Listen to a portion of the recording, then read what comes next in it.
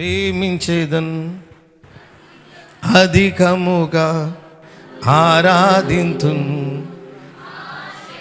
పాట బాగా వచ్చింది కాబట్టి పాడటం కాదు, పాట అనుభవిస్తూ పాడాలి.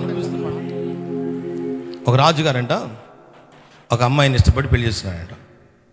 మంచి కథ చెప్తున్నా వినండి. ఆ అమ్మాయి ఏందంట, అయ్యా నన్ను కాకుండా ఎవరైనా చేసుకోండి, నా వల్లకి చాలా ఇబ్బందులు ఉంటాయని చెప్పిందంట. కానీ ఏంటంటే ఆ అమ్మాయికి దివ్య దృష్టి ఉంది. అంటే ఒక వ్యక్తిని చూడగానే లోపల హృదయం కనపడిద్ది, స్కాన్ చేసినట్టుగా. ఆమెన్. కాబట్టి నా వాళ్ళకి వచ్చి నీకు ఇబ్బందులు ఉంటాయి రాజుగారు, నన్ను కాకుండా ఇంకెవరిని చేసుకో. లేదు చేసుకుంటే నిన్నే చేసుకుంటా, ఇంకెవరిని కూడా నేను చేసుకొని చెప్పేసి ఆ అమ్మాయిని ఇష్టపడి చేసుకున్నాడు. చేసుకున్న తర్వాత ఒక చక్కని కుమారునికి ఆమె జన్మనిచ్చింది. దేశంలో ఉన్న ప్రజలందరూ సంతోషం, మన రాజుగారికి యువరాజు గారు పుట్టారని ప్రజలందరూ సంబరాలు చేసుకున్నారు. కానీ ఈ రాణిగారు ఏం చేసిందంటే ఆ పుట్టిన కొడుకుని చంపేసింది. రాజుగారు ప్రాణం తల్లడిల్లిపోయింది.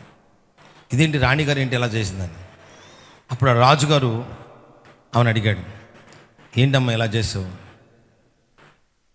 అంటే, వాడిని ఎందుకు చంపాల్సి వచ్చిందంటే, వాడిని నేను చంపబోతే ఒకరోజు వీని ద్వారా నీకు ప్రాణాపాయం ఉంది, అందుకే నేను చంపానని చెప్పింది. రాజు కన్విన్స్ అయిపోయాడు, ఎందుకంటే ఆమెకి దివ్య దృష్టి ఉన్న సంగతి రాజుగారికి తెలుసు కాబట్టి. ఒకసారి ఏం జరిగిందంటే మంత్రిగా చనిపోయాడు. ఆ కుటుంబాన్ని ఆదరించడానికి రాజుగారు రాణిగారు అందరూ కూడా ఇంటికి వెళ్ళారు. మంత్రి గారు భార్య కింద పడి డొల్లాడేవాడు, ఏడుస్తూ ఉంది. పెద్ద ఇంకా రాజుగారిని కూడా ఇంకా పెద్దగా ఏడుస్తూ ఉంది. కింద పడి అట్టి డొల్లాడి అందరూ మాగా అంటే ఇంకా ఎక్కువ చేస్తుంది. రాణిగారు చూసి పగలబడి నవ్వింది. రాజుగారు షాక్ అయిపోయాడు. ఇప్పుడు నవ్వే సమయం అది,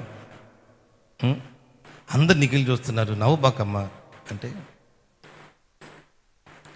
నేను ఎందుకు నవ్వానో నీకు తెలిస్తే నువ్వు కూడా నవ్వుతావని చెప్పింది.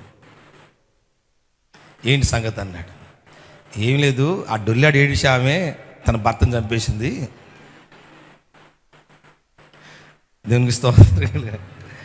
చంపి డొల్లాడు ఏడుస్తూ నాకేం తెలియదు, నాకు నటిస్తుంది, అందుకే నాకు నవ్వు వచ్చింది. ఆమె నటన చూసేసరికి నవ్వు వచ్చింది అంతే.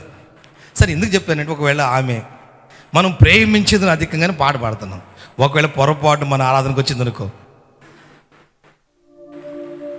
ఒకవేళ పొరపాటును వచ్చిందనుకో, మన చర్చి ఆరాధనకు వచ్చింది, అందరం చూస్తుంది, ఊరు ఏమి నటిస్తున్నారా బాబు నువ్వు, చాలా మన పాస్టర్ అని నన్ను అంటది. ఇంకెవరి పేరు చెప్తే వాళ్ళు బాధపడతారు, ఇంకా నా పేరు చెప్పుకున్నా. దేవునికి స్తోత్రం కలిగిన గాక. ఆమేన్. అందుకని మనం పెదవులతో పాడొద్దు, హృదయంతో పాడదాం. చేతులు పైకెత్తి గట్టిగా స్తోత్రం చెప్పండి.